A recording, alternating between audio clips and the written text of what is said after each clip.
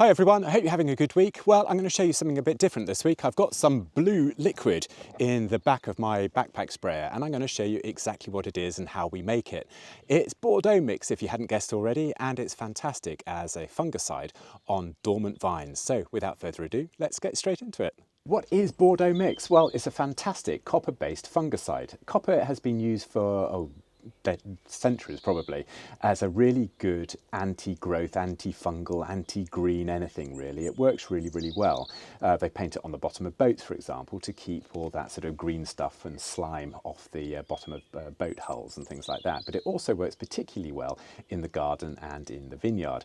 Now, copper is a little bit controversial in that it is quite poisonous, as you'd expect really, to various creatures like sheep, earthworms and things like that, so you can't use it liberally. And as far as I can tell, it is still legal in the EU to use copper-based products, so you might want to check in locations where you are around the world whether it is a legal product to use.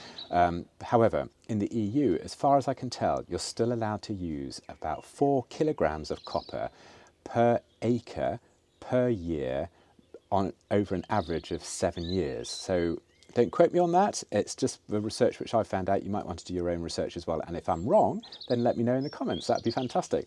Now, it's very simple to make Bordeaux mix, and you're using 2 chemicals. One is copper sulfate, and the other one is lime, or calcium hydroxide in our case. And we're going to mix those together in equal quantities, and we're going to mix it with water as well, and that really completes the reaction. So without further ado, I'm going to show you exactly what I do. I'm going to be making 10 litres of the mixture, so I've just got a little pot there for the copper sulfate, a little pot there for the calcium hydroxide, and the chemicals that I'm using are obviously calcium hydroxide, which is the lime, and a bag of copper sulfate. Now, you can buy this in big bags, and if you do get it, it might well say on the label, this one's a little bit faded now, copper sulfate pentahydrate. It's exactly the same thing, it's copper sulfate. You've probably been used to using that kind of stuff in your chemistry science lessons at school. And also really handy is just to have a pair of scales as well. So the first thing I'm going to measure out is the copper sulfate, and for this we're going to use 100 grams.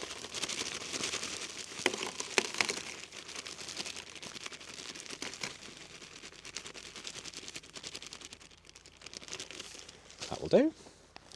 And then all we're going to do is add just a little bit of water to dissolve all of that lot.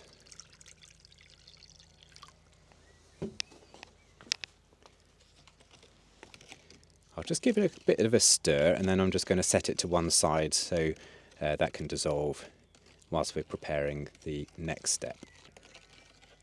Okay, well, I've got to say this bit, but use your own discretion. Calcium hydroxide or lime is not a particularly nice substance if you get it on your skin, and certainly not in your eyes. So if you want to be a bit more cautious about this step, use gloves, use eye protection. I'll leave it to your own discretion. We're all adults here, aren't we? So yeah, just bear in mind that calcium hydroxide is not particularly pleasant if you get it on your skin. In fact, no chemical is really, is it? But yeah, just be a little bit careful. Now, this particular calcium hydroxide is a little bit like talcum powder, so you'll find that you'll need a lot more in volume to get up to your 100 grams. I'm probably going to use a little bit less actually. I probably haven't quite got enough 100 grams, but as I said earlier, it doesn't really matter. There you go, I'm going to use 80 grams and see how we get on. Again, I'll just add some water and stir that around and let that dissolve. Now you'll find that this takes a lot longer to dissolve. It's not quite as soluble as the copper sulfate, so maybe if you've got a few moments, just give it a stir every so often, and you'll find that eventually it does dissolve. But yeah, maybe add a little bit more water if you're finding it's taking a long time.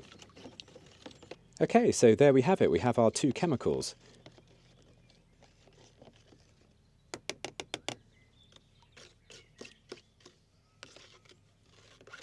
That does need a bit of a stir still. Right, I'm just going to leave these for 15 minutes, half an hour, something like that. Hopefully they will have dissolved by then. Okay, it's 15 minutes later. I'm not going to wait any longer. I just want to get on with this job, to be honest. The other thing which you might find useful is just a common garden bucket. And we're going to add the copper sulfate into the bucket, and then to that we're going to slowly add the lime. You've got to do it in that way. You've got to do it that order. Don't know why. Probably some chemical reason why you do it that way, but start off with the copper sulfate and add the lime. That's the way to do it.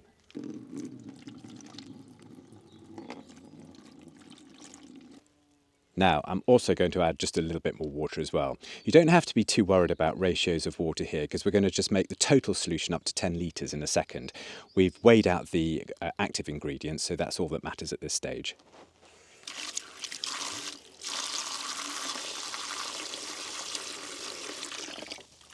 That should do. Okay, what I really like about this is it's very obvious if you've done it right, because the colour goes from a fairly sort of, I don't know, a mid-tone blue, if that's such a description, to a gorgeous, lovely, rich blue colour. I mean, okay, it stays blue, so, you know, I suppose that's not too much of a colour change, but you just have a look at this. Okay, so there we go, that's our sort of before blue. Now we're just going to slowly add the lime and give it a stir, and so I'll probably do this on a split screen maybe, so you can actually compare the two different blues. So we're just going to be slowly adding the lime. You already see a colour change there. And we're just going to give it a good old stir. Look at that. That really is getting to be quite a nice different colour. What kind of blue would you describe that as? Okay, I'm sure we can get better than that though.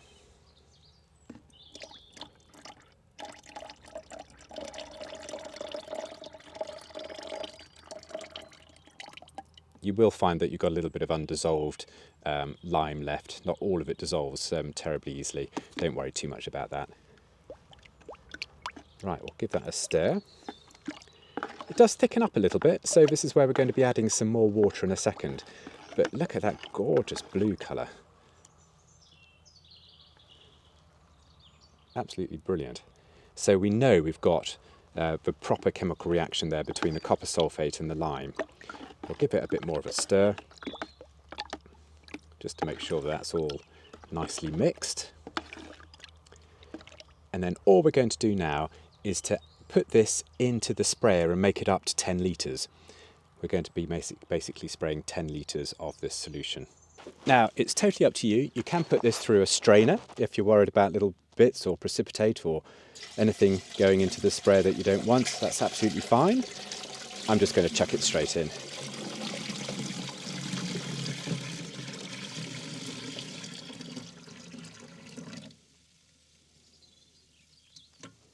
There we go. Right, so that's made up to about, where are we? We're probably up to about 5 litres. So I'm going to put it up to about there to make it up to my 10 litres.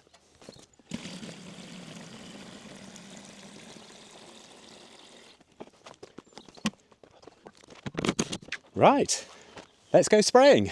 Now, the addition of that calcium hydroxide does mean that it's quite alkaline, and that alkaline solution can be a little bit harsh on new, freshly bursting buds and leaves that come into their own in this time of year, springtime. Now, our vines haven't yet reached that bud burst. It won't be long, probably another week or two, and then they'll be going great guns, I think. So to spray them now, before the buds really come out, I think is the ideal time to do it, because it gives the plant a longer protection before I can spray them again in perhaps about a month's time or so.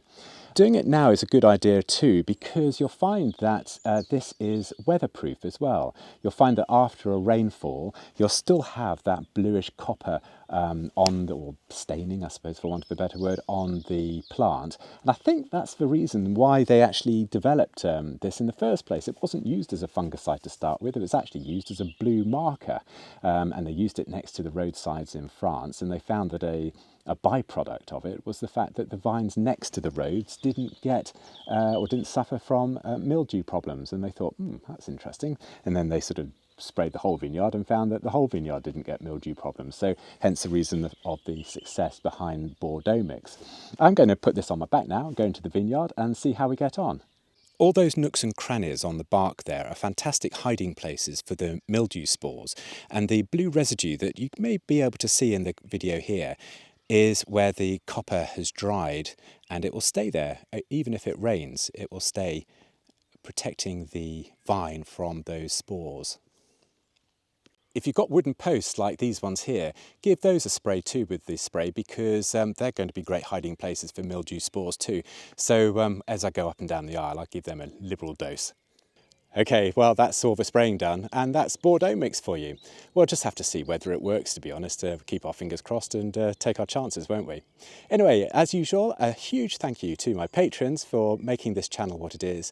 You get a lot more fact sheets and information on the Patreon site, so maybe I'll join you over there.